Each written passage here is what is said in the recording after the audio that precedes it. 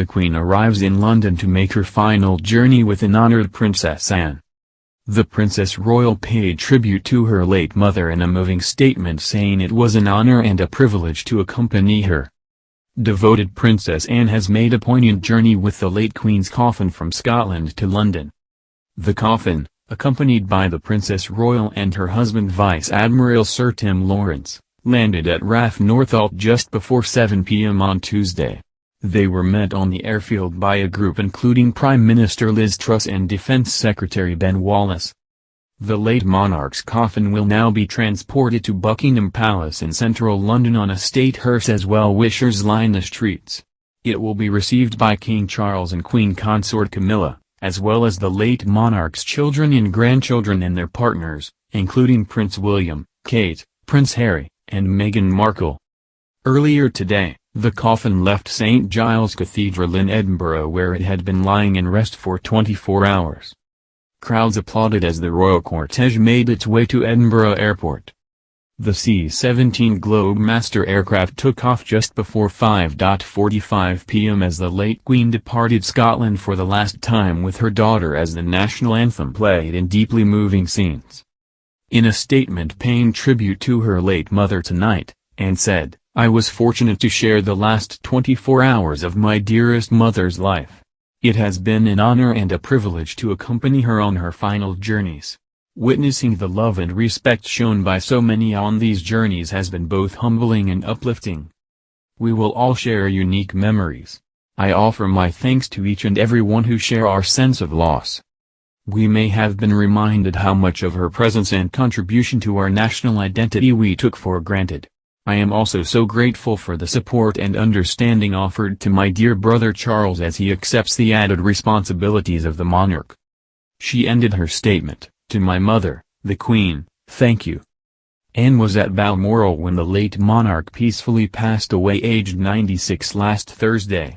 Her journey today mirrors that she made on Sunday, when she again travelled behind the coffin as it was brought from the castle in the Scottish Highlands to Edinburgh by car. At Edinburgh Airport, a guard of honour was provided by 3 officers and 101 soldiers from the Royal Regiment of Scotland.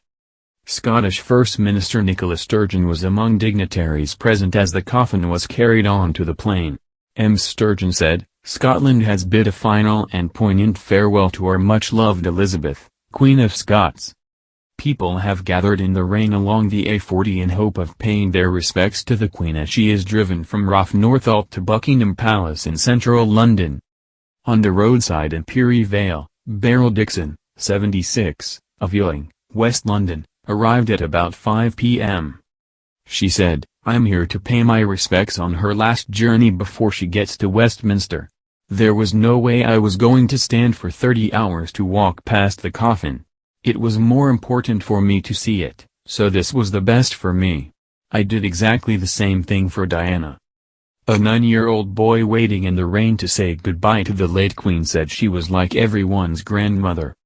Marcus, who was with his parents Paul and Dorota James, said, "It feels like she was a part of all of us. She was absolutely a part of all of us, she made all of us. She was like everyone's grandmother." Some 300 police officers were stationed on the roads surrounding RAF Northolt ahead of the arrival of the Queen's coffin by plane on Tuesday evening. One officer is stood per 20 yards as part of security arrangements as huge crowds congregated. The King and Queen Consort will receive the coffin at Buckingham Palace, where the late Queen spent so many of her decades on the throne. A guard of honour formed of 3 officers and 96 soldiers from the King's Guard will be mounted in the quadrangle. Military commands, usually shouted, will be given as quietly as possible in honour of the solemn occasion. The coffin will be carried by a bearer party to the bow room where a sovereign's piper will play lament. The late Queen's coffin will remain in the bow room overnight before a procession on Wednesday to Westminster Hall for the start of the lying in state. Members of the public are already queuing to pay their respects in the lying in state, which opens at 5 p.m. tomorrow. It will continue until 6:30 am next Monday, the day of the state funeral. The late Queen's coffin stood on public view at St. Giles Cathedral overnight on Monday, with thousands of people solemnly walking past to pay their respects to the nation's longest reigning monarch. Demand was so high the queue had to be closed after noon on Tuesday. Honeymooner Stephen and Elizabeth Mcrite, from Orlando, Florida, were among those who paid their respects to the Queen during the period in Edinburgh. Mrs. Mcrite, 22, commented, "It's a once-in-a-lifetime thing, we're not going to be able to do it again." Support worker Bethany Walker, 21, said she came straight from her night shift to Kew. She added, "It's a historic event and we want to be there. It's part of the history books." Earlier on Tuesday, Charles visited Northern Ireland with Camilla as part of his Operation Springtide tour around the UK. The King and Queen consort touched down in Belfast before travelling to Hillsborough Castle and Codown, the royal residence in Northern Ireland, for several engagements. They held a private audience with the new Northern Ireland Secretary Chris Heaton-Harris, as well as meeting representatives of political parties in the region. The couple then received a message of condolence on behalf of the people of Northern Ireland from the Speaker of the Stormont Assembly Alex Maskey. They went on to a reception at the castle, hosted by Mr. Heaton-Harris, which some members of the public also attended. Charles and Camilla then travelled to St. Anne's Cathedral in Belfast, where they attended a service of reflection for the life of the Queen. The King and Queen consort ended the packed visit with a walkabout at Writers' Square. On Monday, both Houses of Parliament gathered at Westminster Hall in London to express their condolences to Charles. He later travelled north of the border and led members of the royal family in a procession in Edinburgh behind the Queen's coffin from the Palace of Holyrood House to St. Giles Cathedral.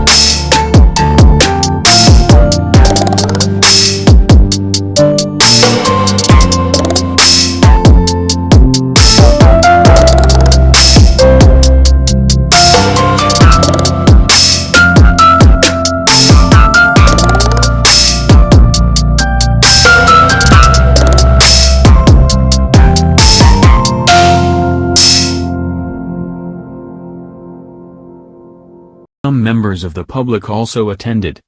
Charles and Camilla then travelled to St. Anne's Cathedral in Belfast, where they attended a service of reflection for the life of the Queen. The King and Queen Consort ended the packed visit with a walkabout at Writers' Square. On Monday, both Houses of Parliament gathered at Westminster Hall in London to express their condolences to Charles. He later travelled north of the border and led members of the royal family in a procession in Edinburgh behind the Queen's coffin from the Palace of Holyrood House to St. Giles Cathedral.